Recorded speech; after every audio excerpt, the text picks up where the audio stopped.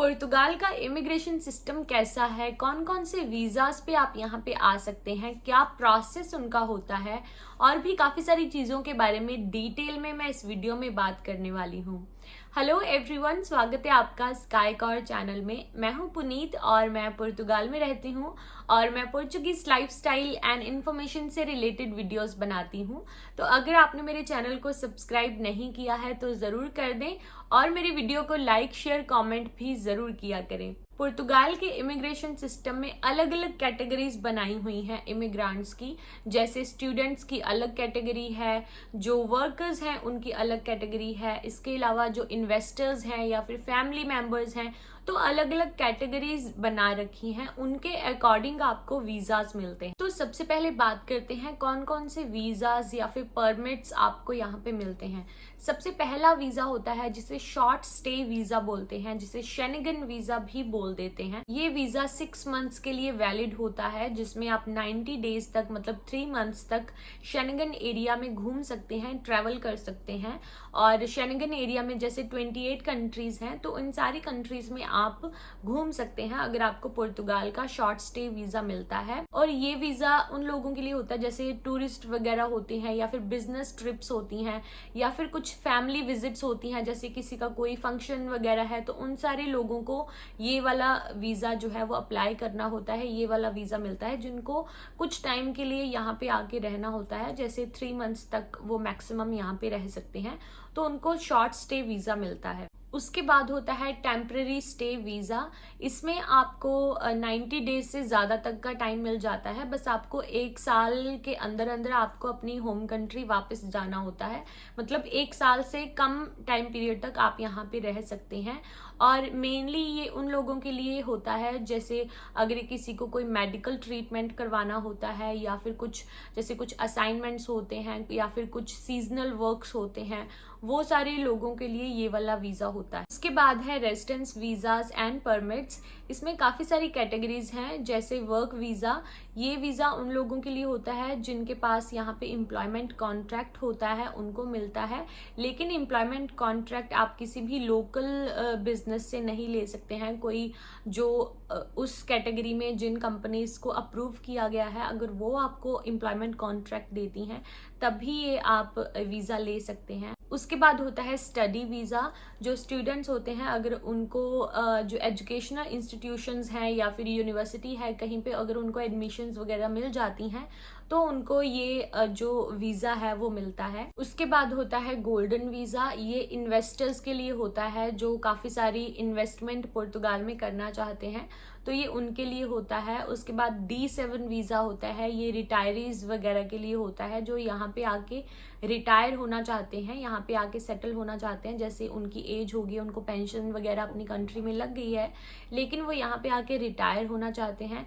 इसके अलावा family reunification visa होता है, जो यहाँ के रेजिडेंट्स है जिनके पास TRC कार्ड है या फिर यहाँ का पोर्चुगीज़ पासपोर्ट है, तो उनके जो फैमिली मेंबर्स हैं, जैसे उनके पेरेंट्स या फिर उनके बच्चे या फिर उनकी वाइफ, जो उनके इमीडिएट फैमिली मेंबर्स हैं, उनके लिए ये फैमिली रीयूनिफिकेशन वीज़ा होता है। अगर आप फैमिली रीयूनिफिकेशन कैटेगरी में आते हैं, अगर आप ये वाला वीज़ा अप्लाई करना चाहते हैं, तो इसके रिगार्डिंग पूरा प्रोसीजर मैंने वीडियो बना रखी है, उसका लिंक मैं डिस्क्रिप्शन में भी दे दूंगी और यहाँ पे आई बटन में भी है, आप उसे देख लें। उसमें मैंने पूरा प्रोसीजर मतलब हर एक स्टेप मैंने उसमें बताया है, तो वो आप देख सकते हैं। अभी आते हैं एप्लीकेशन प्रोसेस पे कि ये सारे वीज़ाज अप्लाई करने के लिए आपको क्या क्या स्टेप्स जो हैं वो लेने होते हैं।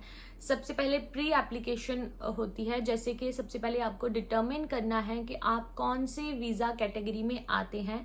आपको उसके अकॉर्डिंग अपने डॉक्यूमेंट्स कलेक्ट करने होते हैं। उस वीज़ा के अंडर जिन डॉक्यूमेंट्स की नीड होती है वो सारे डॉक्यूमेंट्स सबसे पहले आप कलेक्ट करें। सभी डॉक्यूमेंट्स कलेक्ट करने के बाद आपको जो आपकी होम कंट्री में पोर्चुगीज़ कॉन्सुलेट है या फिर एम्बेसी है, उसमें अपॉइंटमेंट लेनी होती है और फिर वहाँ पे जाके अपने डॉक्यूमेंट्स को सबमिट करना होता है। और जब जब आप एप्लीकेशन सबमिट करने जाते हैं तब आपको वहाँ पे पोर्चुगीज कॉन्सुलेट या फिर जो भी एम्बेसी है वहाँ पे जिस भी कैटेगरी में आप आते हैं, जो भी आपकी वीज़ा फीस है वो भी आपको डिपॉजिट, जब आप एप्लीकेशन सबमिट करने जाते हैं तब आपको वीज़ा फीस भी डिपॉजिट करनी होती है। एंड जब आपको पुर्तगाल का वीज़ा मिल जाता है, मतलब अप्रूवल हो जाती है, तब आपको अपने पासपोर्ट पे वीज़ा स्टिकर लेना होता है और उस स्टिकर में ही उस वीज़ा का टाइम पीरियड होता है कि किस टाइम पीरियड तक आप उस कंट्री में जाएं। मतलब उसका एक लिमिट होती है कि इस टाइम पीरियड के अंदर अंदर आपको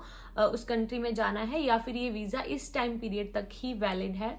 तो उस टाइम पीरियड के अंदर ही आपको पुर्तगाल में एंट्री लेनी होती है और यहाँ पे आकर आपको पोर्चुगीज रेजिडेंसी के लिए अप्लाई करना होता है इफ़ यू वांट टू। और पोर्चुगीज रेजिडेंसी अप्लाई करने के लिए आज के टाइम में जैसे आपको आईमा ऑफिसेज में अपॉइंटमेंट लेनी होगी और यहाँ की रेजिडेंसी अप्लाई करने के बाद आपको टीआरसी कार्ड पुर्तगाल का मिलता है जिसे टेम्परेरी रेजिडेंसी कार्ड बोलते हैं।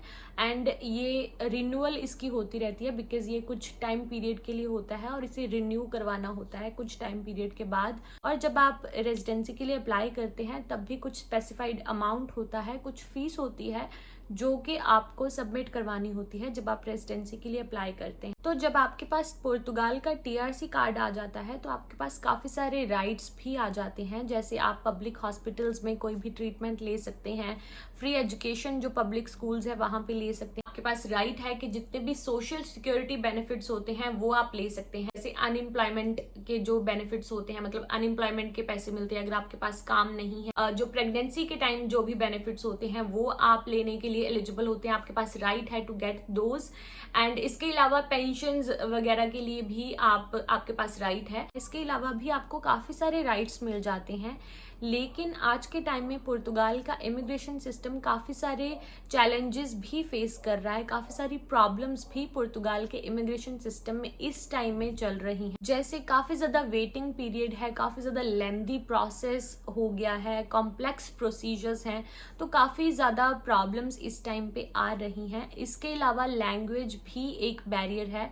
जब आप पुर्तगाल में आते हैं तो आपको एक सबसे बड़ी प्रॉब्लम फेस करनी पड़ती है कि आपको पोर्चुगीज़ लैंग्वेज में बात करनी काफ़ी ज़्यादा मतलब प्रॉब्लम होती है बिकॉज इंग्लिश जैसे ज़्यादा नहीं बोली जाती है, बिकॉज हर जगह हर कोई यहाँ पे पोर्चुगीज़ लैंग्वेज में बात करना प्रेफर करता है।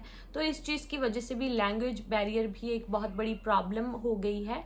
लेकिन पुर्तगाल का जो इमिग्रेशन सिस्टम है वो काफ़ी ज़्यादा फ्लेक्सिबल है और काफ़ी ज़्यादा वेलकमिंग है। यहाँ के जो रूल्स हैं वो इमिग्रेंट्स के लिए काफ़ी ज़्यादा वेलकमिंग है। तो इस वीडियो में मैंने पुर्तगाल का जो इमिग्रेशन सिस्टम है उसके बारे में पूरी इन्फॉर्मेशन दी है कि क्या क्या वीज़ा कैटेगरीज हैं, क्या एप्लीकेशन प्रोसेस है, किस तरह का यहाँ पे सिस्टम चलता है। तो आई होप कि ये वीडियो आपको काफ़ी ज़्यादा इन्फॉर्मेटिव लगी होगी। वीडियो अच्छी लगी है तो वीडियो को लाइक शेयर कॉमेंट ज़रूर करें और मेरे चैनल को सब्सक्राइब करना बिल्कुल मत भूलिएगा। मिलते हैं अगली वीडियो में, तब तक के लिए बाय बाय, टेक केयर।